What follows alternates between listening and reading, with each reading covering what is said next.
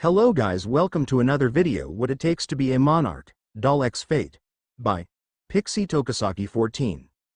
Chapter 8. A Day in a Life with Mordred Pav, Artoria Pendragon. I woke up early today. The sun was still on the horizon and the sky was colored pinkish blue. I then started cooking breakfast for me and Mordred. The latter was still sleeping on her bed. I finished cooking breakfast. You have your standard eggs and sausages with rice, of course. That reminds me, can a rice cooker ever become a catalyst in summoning Saber, me? Anyway, after I finished cooking, I go over to the sleeping knight and slowly shake her to wake her up. Mordred, wake up, I said, gently shaking her body. 5 more minutes, father, she slays, still half asleep. All right, but if you do your missing breakfast, I say with my eyes closed and my arms crossed. Wait, breakfast? Why didn't you say so? Exclaimed Mordred as she quickly got up and dashed towards the table. I giggle to myself and follow her to the table to start eating. While eating, she then starts up a conversation. So father, what are our plans for today? She asked after swallowing food that was in her mouth. Well, for starters we need to buy some clothes for you, then I think some training at night will do, I replied with a slight smirk. You're also going to school, I stated, keeping that smirk on my face. Mordred almost choked on her food as her eyes open wide. She then grabs a glass of water and downs it.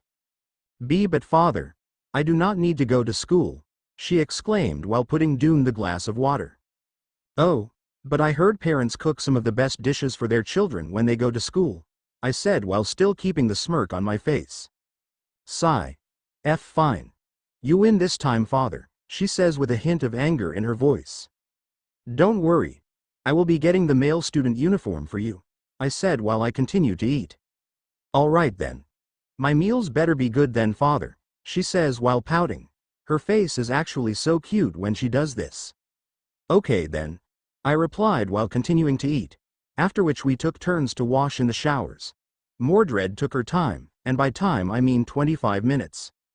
After that we finally headed out to buy Mordred some clothes. We walked to the mall, which was very close to our apartment.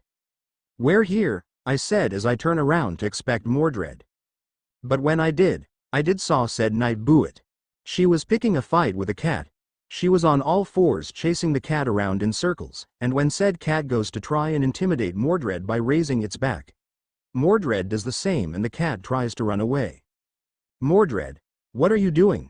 I say, staring blankly at her. This feline was challenging me by trying to go all dominant. I'm not the type to just let it slide, she said as she stared at the cat with her teeth gritted. I just heavily sigh and grab her by the ear. I then start to pull her inside the mall, pulling said ear. Ouch, ouch, ouch. Father, stop it. It hurts, she says while I drag her inside. While inside, Mordred looked like a kid in a candy store. She just goes around and looks at the displayed items. Sighing again, I grab her hand and guided her into the women's clothes section. Oh no, I'm not wearing those clothes, she says, resisting my hand which was trying to pull her inside the store. I sighed and thought, I almost forgot she's a tomboy. Sighing again, I just lead her to the men's clothes instead. Once inside, Mordred had a confident smirk on her face as she looks for the clothes she wants.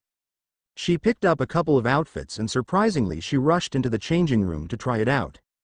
I follow her and waited for her outside the room, then I realized something. I'm a girl in the men's changing room. I started blushing hard and try not to look at the stalls near Mordred's stall. My thoughts were interrupted when Mordred came out with the clothes she picked up. She had a red cap with a red jacket with white buttons and trimmings. She also wore a red t-shirt and wore shorts. How's this, father? She asked with a smile on her face. That'll do surprisingly, I replied. I then let Mordred choose 4 more outfits for her to cycle through the week. Once we're done, we headed to the counter and I paid for it all. All right, should we go home now? I asked while carrying THR bags WHCIH contained Mordred's clothes, but when I looked back to face her, she was nowhere to be found. Mordred, where are you? My sentence got interrupted as I saw her leaning against the glass of a fast food chain, and yes, she was drooling a bit seeing the burgers inside. Well, I do feel quite hungry right now, I said, curse this Pendragon bottomless stomach. We went in and we ordered 20 burgers. The employee at the counter was just stunned at the amount of burgers we were ordering. I naturally paid for them all and walked back home. This time Mordred was snacking on the burgers. "You better leave some for me, Mordred," I said with my brow twitching. "Don't worry, father, there's plenty for you," she replied while taking another bite at said burger. Once we got home, we finished the burgers and put Mordred's clothes away. "Mordred, I'll be going to the school to get you enrolled. Please don't set the house on fire while I'm gone," I say while looking at her. Okay, father. I'll just watch some TV," she replied while turning on the TV. I sighed and left the apartment. I walk around until I was at the school Mordred is going to. And you've guessed it, it's Risen High School. Since I think Mordred has at least elementary knowledge, then sending her to high school won't be a bother. Why, you ask? Why put Mordred in the same school as the people that are looking for us, you ask? My reply is, why the hell not? Mordred herself is smart, if she isn't in her battle maniac attitude. I also have already warned her about it, and be careful around Shido or any of the spirits while waking to the mall earlier. Damn. I'm really acting like a parent, huh? Luckily it was the weekend, so the chances of meeting Shido, Toka or Origami was a low. I then go inside, and after a minutes of talking, I was able to get Mordred into the school. They questioned me why I picked up male clothes even though they saw Mordred was female in her bio. But I just dismissed it, calling her a special tomboy. I then walk home, and to my horror I see Shido walking home with Katori. Judging by the amount of bags he was holding, he probably went to the store and is going home to cook for the spirits. There's heading towards me. Asterisk asterisk asterisk asterisk. I tilt my head so that he wouldn't recognize me and slowly walked past each other. I sigh as he was finally behind me, but a hand suddenly grabs my shoulder. "Excuse me, miss, are you perhaps enrolling in the school back there?" he asked me as I started to sweat. I then replied with lowering my voice so he couldn't recognize me. "Ahem. Yes I am. It's for my daughter," I replied while my back as SGILL turned to them. "Oh. Well, I hope she fits in.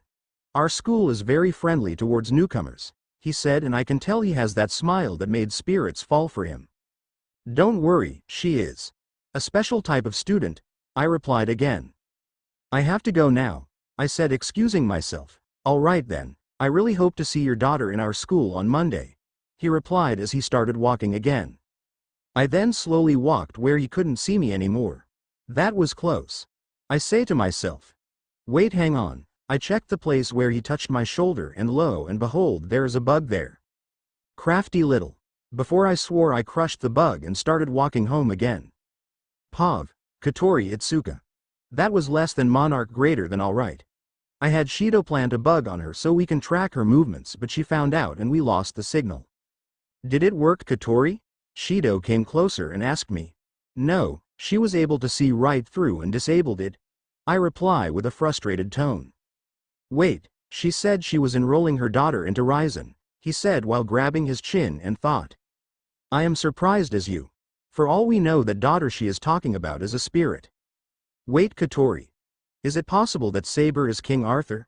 He asked me, to which I give him a puzzled stare. I'm pretty sure King Arthur was a boy, I retorted and rejected his idea. Still, Rain said that King Arthur was the only person who could wield Excalibur, but why is the sword with her? He asked me, and to his credit he is correct. She could be a blood relative to him or something else, we're not sure till we find out about her, I replied while grabbing my chin again. Go rest, Shido. Now is not the time to be thinking of Saber right now. After sealing Kagaya and Yuzuru, there's still more spirits roaming around, so be careful. Yeah, I still feel like I could help. Hold that thought, I said while pressing my earpiece. Alright. Teleport me up, I replied to the person who was talking to me through my earpiece. I then turned towards Shido and told him. We got another spirit, in the old abandoned stadium, I said as he nodded and started sprinting towards our home to drop off the groceries we bought. I then got teleported to the Fraxinus by Rain and switched to my commander clothes. Pav. Artoria Pendragon. I finally arrived at the apartment we're staying, and to my relief the apartment wasn't on fire. I then walked towards our room and opened the door to see Mordred, who was watching a documentary about spatial quakes. Father, you're back, she says, as she took a bite of the chips I was keeping in the fridge. Mordred. Go try out this uniform and by Monday I'll guide you towards your new school, I said while putting the Make Risen uniform on the bed. I turn around to let Mordred change, and when I didn't hear the sound of clothes rummaging around I turned back to see her in the black uniform. How do I look like father? She says while wearing the black uniform with black pants, a white polo shirt underneath a black coat with a red tie.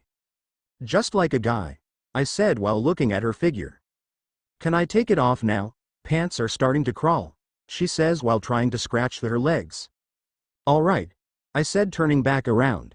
Just like before after I don't hear the rummaging of clothes anymore, I turn back around to see Mordred in her casual attire. All right, let's do a bit of training, I said. The sun was already starting to dip in the horizon so it's the perfect time we go training. All right father, she replied as we left our apartment again. We walked towards the nearby forest, far from our first encounter, and transform into our armors. All right Mordred, you ready? I said while looking at her. Mordred just has the eyes and was shaking a bit like she's seen a ghost. Mordred? What's wrong? I asked as she pointed at something behind me.